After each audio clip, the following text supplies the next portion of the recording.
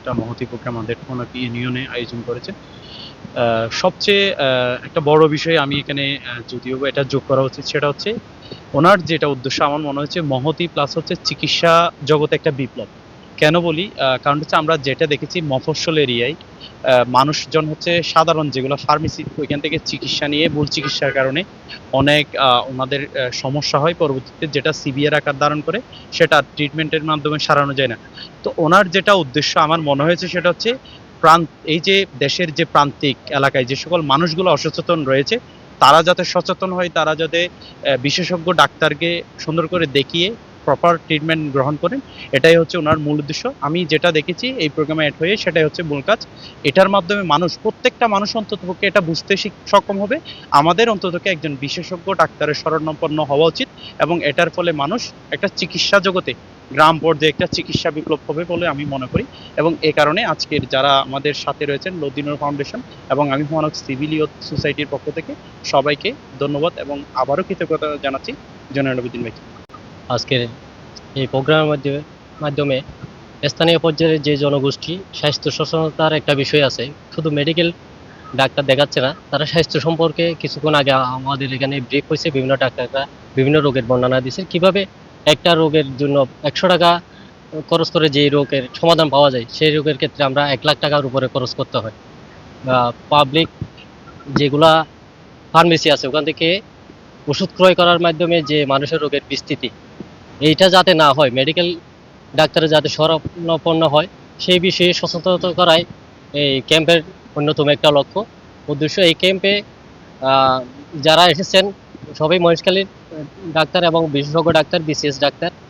আমরা এই ক্যাম্পের মাধ্যমে জনগণের বা স্থানীয় জনগোষ্ঠীর মান উন্নয়নে কাজ করতে পেরে আমাদের সংগঠন মহানগর সিভিল ইয়ুথ কোঅপারেটিভ সোসাইটি এবং সার্বিক সহযোগিতায় আমাদের সাথে আছেন লদিনুর ফাউন্ডেশন, সবার প্রতি আন্তরিক কৃতজ্ঞতা জানাচ্ছি।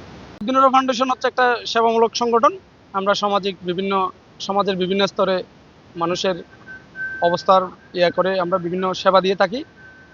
যেমন এই একটা ফ্রি মেডিকেল ক্যাম্প, এই জাতীয় আমরা সামাজিক কাজের সাথে জড়িত। আমাদের এই প্রোগ্রামটা হচ্ছে যে বিশেষ করে আমাদের যারা অর্থ অভাবে চিকিৎসা করতে পারতেছে না, আমাদের মহেশখালী প্রান্তিক এলাকায় আমরা বিভিন্ন এলাকায় গিয়ে দেখেছি বিভিন্ন রোগের সমস্যা কিন্তু ডাক্তার দেখাতে পারতেছে না। সেই জন্য আমরা একটা মেডিকেল টিম আমাদের মামা জুনিয়রের সাথে পরামর্শ করে 12-14 জন একটা ডাক্তারদের সমন্বয়ে একটা মেডিকেল টিম হয়েছে। এখানে আশা করি আমরা যথেষ্ট পরিমাণ সেবা পাচ্ছে।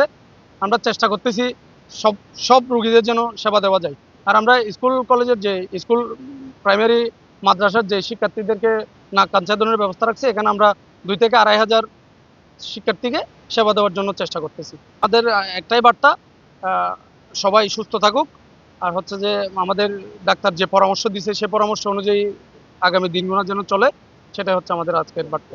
আগামীতে আমাদের এই প্রোগ্রামটা অব্যাহত থাকবে। আমরা প্রথমে বলতেছি, আমরা সমাজে বিভিন্ন স্তরে বিভিন্ন জায়গায় গিয়ে শুধু মেডিকেল ক্যাম্প না, আমরা অনেক ধরনের সামাজিক প্রোগ্রাম করে থাকি, সেটার ধারাবাহিকতায় আজকে একটা মেডিকেল ক্যাম্প। সাবেক উপজেলা চেয়ারম্যান জনাব জয়নুল আবেদিনের সহায়তায় আজকের মেডিকেল ক্যাম্পে আমাদের অনেক ইউনিয়নের সকল ওয়ার্ড, দ্যাট মিনস আমাদের 9টা ওয়ার্ড থেকে আমরা 100 জন করে রেজিস্ট্রেশনের জন্য ভোট দিয়েছিলাম প্রতি ওয়ার্ডে। এখান থেকে 100 জন রোগী রেজিস্টার হওয়ার পরেও আরও অনেক রোগী আসছে। আমরা সবাইকে সেবা দেওয়ার জন্য প্রস্তুত আছি।